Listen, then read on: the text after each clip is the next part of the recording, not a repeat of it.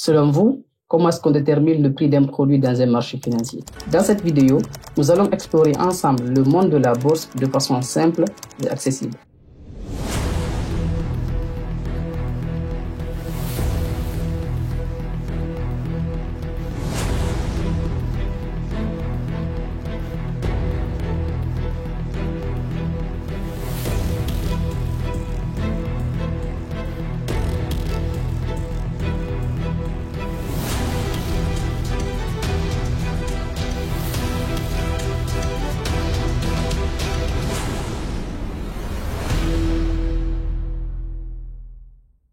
Prenons exemple sur cette mangue. Que se passe-t-il s'il y a plusieurs personnes qui veulent l'acheter?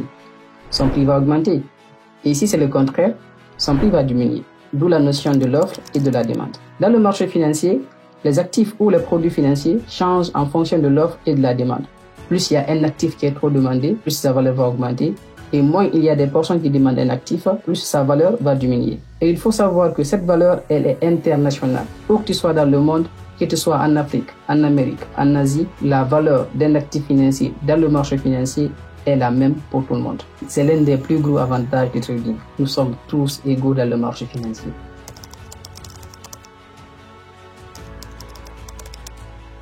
Souvent, vous entendez que telle ou telle entreprise est cotée en bourse. Qu'est-ce que cela veut dire? L'un des avantages de cette cotation en bourse est que maintenant, tout le monde peut acheter les actions de cette entreprise dans le marché financier.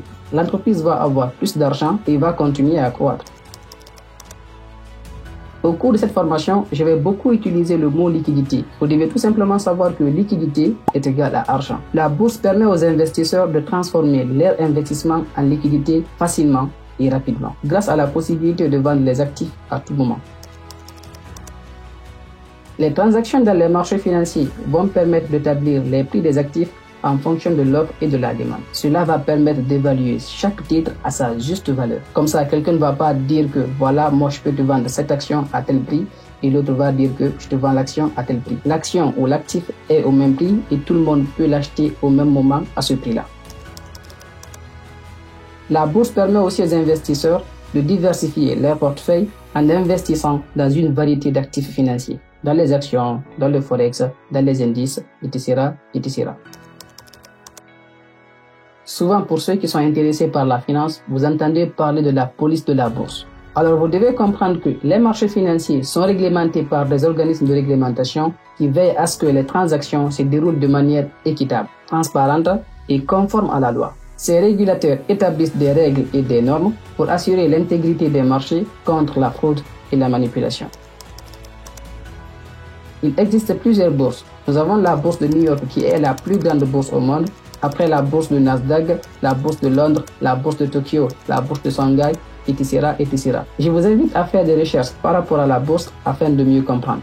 La raison pour laquelle j'ai fait cette vidéo, c'est pour vous faire comprendre que dans le trading, tout est régularisé et les prix ne sont pas là au hasard. Chaque action que vous voyez dans le marché financier est suivie de près par ces bourses que je vous ai citées ici. Dans la prochaine vidéo, nous allons parler de qu'est-ce que c'est que le Forex. Si vous n'êtes pas encore abonné, je vous invite à le faire maintenant et à lâcher un gros pouce. N'hésitez surtout pas à me laisser un commentaire en bas. En même temps, je vous invite à rejoindre mon canal Telegram pour ne rater aucune information. Merci. On se voit bientôt dans le marché financier.